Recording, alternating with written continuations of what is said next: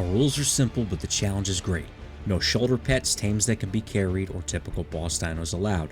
That means no Rexes, Therazinos, or any other dinos people normally use in these fights.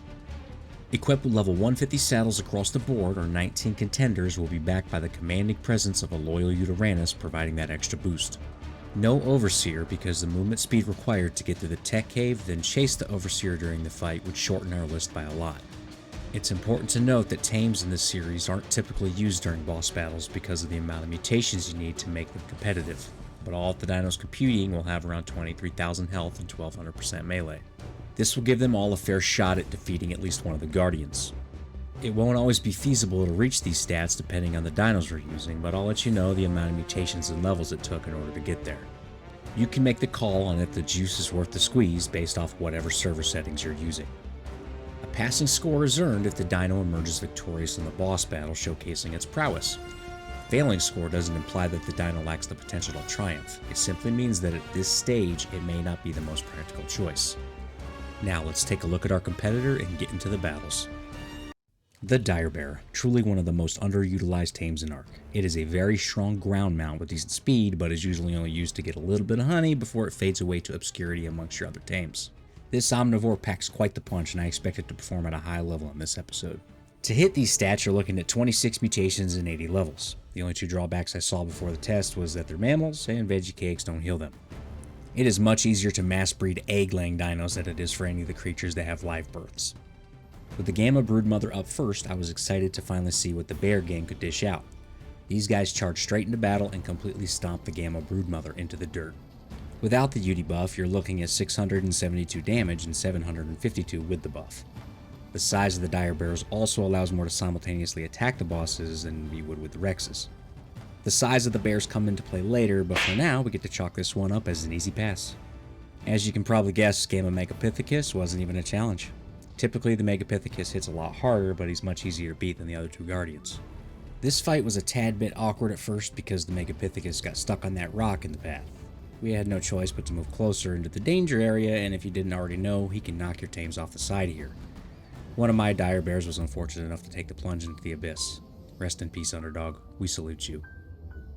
Even with our one unfortunate loss, ultimately this fight was over before it began, and we snagged our second pass of the night.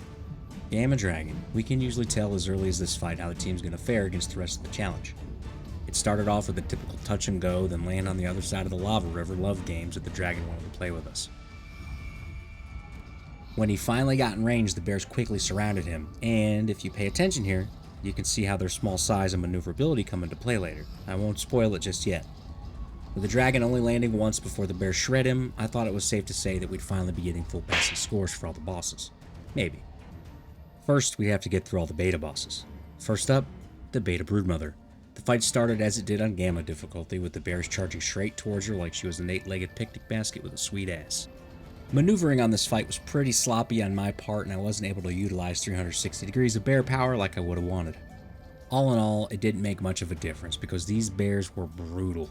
I pitched in a little bit and mauled some of her disobedient kids as I watched my army of bears kill their mother.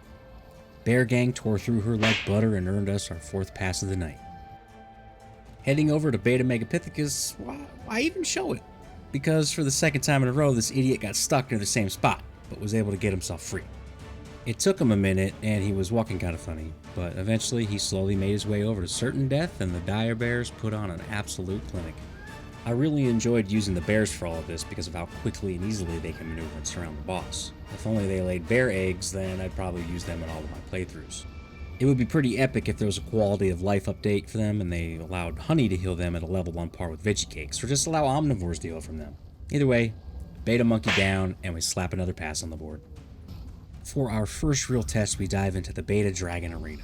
It started off pretty hot and heavy at first, but naturally, we got in there nice and deep like and surrounded him.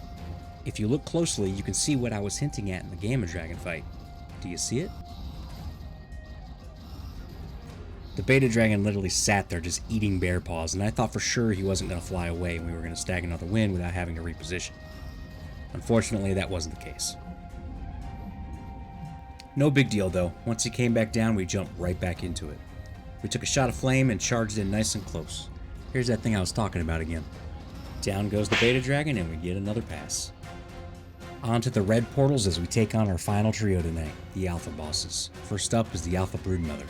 Our confidence is at an all-time high. We easily surround her and start dishing out a ton of damage, but she isn't going down without a fight. I always get caught off guard by the damage difference between the beta and alpha bosses. I try to help out by hitting some of the Araneos on the edge because their damage adds up, especially at the alpha difficulty. I had a few poorly aimed courage roars, but I don't think it made much of a difference. We did wind up losing a couple of bears in this fight. This made me worry a bit because if we lose dinos here, we'll lose them easily in the dragon fight. That's a problem for later, because we just earned another pass. Heading into the Alpha Megapithecus arena, I charge up the ramp to get King Dingaling out of his temple and lure him to his doom. We surround him relatively fast and seriously just wipe the floor with him. His health dropped in the blink of an eye. Fighting near this edge is relatively safe as there's an invisible wall up. The speed at which the bears dispatched the Alpha Megapithecus gave me some newfound confidence in their ability to defeat the Alpha Dragon. It didn't matter how much damage the big man could dish out because he turned out to be no match for the bears and we earned another pass. Finally, time for the main event of the evening as we charge into the Alpha Dragon arena. We start off with a little courage roar and have to play dodge the fireball for a bit before he decides to grace us with his presence. After he lands, I don't quite have the bears where I want them, and we take some unwanted shots to start off the battle. Some seriously unfortunate shots. We lose a good handful of bears almost immediately. There's no way you can win this fight by losing tame so soon. We were already down 6 total bears and my heart kinda sunk. The damage output from the dragon was just too much, and if you look at the numbers, then the data says that you will not win this fight. It's hopeless. But we're not using Rexes. Remember that thing I keep talking about? If you move the bears right under the feet of the dragon, then he can't hit you. He just sits there biting at air. Sometimes the fire breath will stick, but for the most part, your tames are untouched. Look at how ridiculous this is. This strategy is viable for any tames that are short enough to get low and near his feet. Here you'll see a fire breath completely miss everything. The best part of all of this is he just sits there and takes the hits without taking off into the air. I'll have to test it more, but I have a theory that if you can cram tames near his feet, then maybe he's unable to fly away, similar to how people ram a deer up his ass as a strategy. Turns out the bear strategy is the best strategy, and we got a 100% pass rate for the entire gauntlet.